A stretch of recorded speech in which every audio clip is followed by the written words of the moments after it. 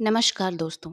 अगर आपकी भी कोई मन्नत पूरी नहीं हो रही है या फिर तमाम प्रयासों के बावजूद आपको करियर में सफलता नहीं मिल रही है या व्यक्तिगत जीवन में परेशानी चल रही है, मसलन कोई भी दिक्कत परेशानी है, तो आप सावन के सोमवार का व्रत करके बताई गई कथा का पाठ करें। मान्यता है कि सावन के सोमवार के दिन अगर व्रत रखकर इस कथा का पाठ किया जाए तो जातक को मन चाही मुरीद पूरी होती है।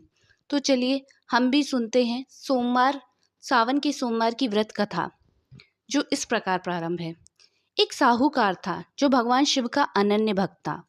उसके पास धन धान किसी चीज की कमी नहीं थी, लेकिन उसकी कोई संतान नहीं थी और इसी कामना को लेकर रोज शिव जी के मंदिर जाकर दीपक जलाता था। उसे उसके इस भक्ति भाव को देखकर एक दिन माता पार्वती ने शिव जी से कहा कि प्रभु, यह साहूकार आपका अनन्य भक्त है, इसको किस बात का कष्ट है, तो आप इसको दूर कीजिए। शिवजी बोले, हे पार्वती, इस साहूकार के पास पुत्र नहीं है, ये इसी से दुखी रहता है।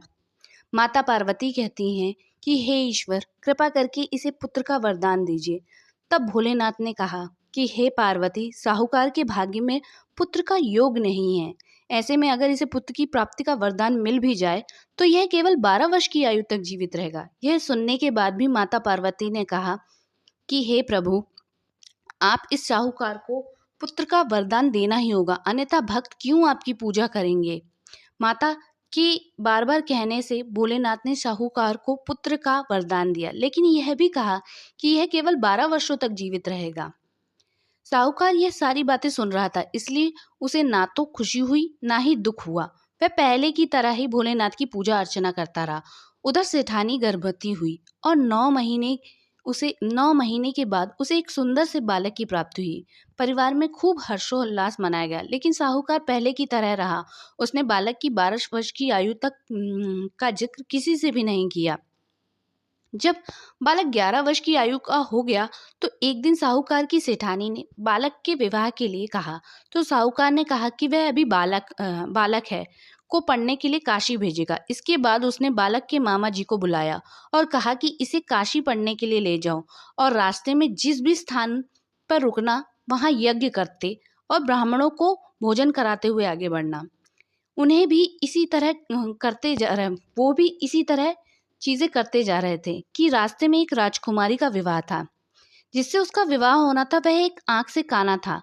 तो उसके पिता ने जब एक अति सुंदर साहूकार के बेटे को देखा तो उसके मन में आया कि क्यों ना इसे ही घोड़ी पर बिठाकर शादी के सारे कार्य संपन्न करा लिए जाएं। तो इन्होंने मामा से बात की और कहा कि इसके बदले में वह अथाह धन देंगे। तो वह राजी हो गए।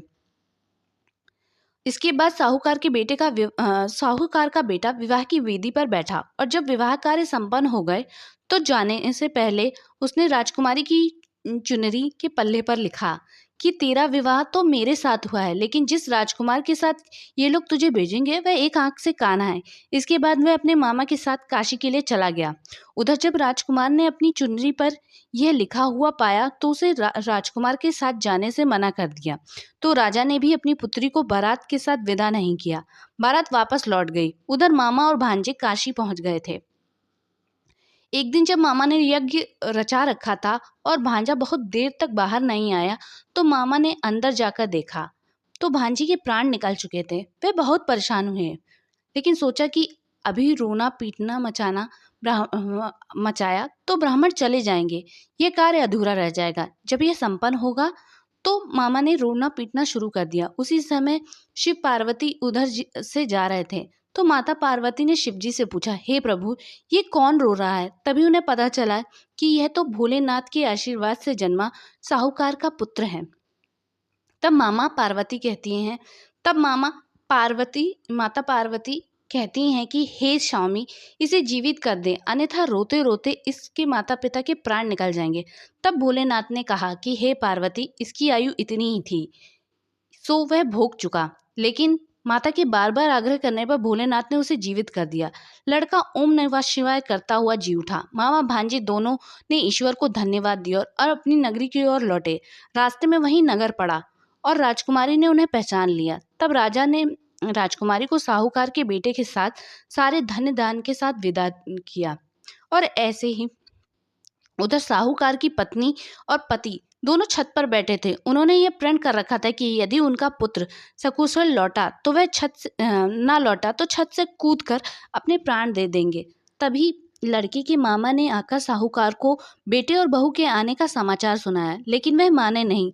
तो मामा ने शपथ पूर्वक कहा, जब ना तब दोनों को उन पर विश्वास हो गया और दोनों ने अपनी बेटी और बहू का स्वागत किया। उसी रात साहूकार के स्वप्न में शिव जी ने दर्शन दिया और कहा कि तुम्हारे पूजन से मैं बहुत प्रसन्न हूँ। इस प्रकार जो भी व्यक्ति इस कथा